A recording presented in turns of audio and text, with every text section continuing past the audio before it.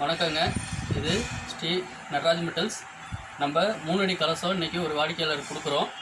அதை எப்படி மாற்றுறதுன்னு இப்போ உங்களுக்கு சொல்லி தர போகிறோம். முதல்ல இதுதான் கலசம் மாற்ற கம்பு. அதில் இதுதான் அடிப்பாகம். இது முதல்ல வச்சிடணும். அப்புறம் இந்த 2 சைடு சின்ன கிண்ணம் இதை செட் பண்ணணும். அடுத்து பெரிய கிண்ணம்.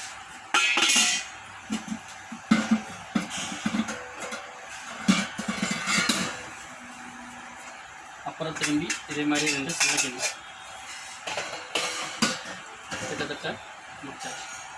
அப்புறம் இந்த பவுல் கரட்டி வச்சு அதில் இந்த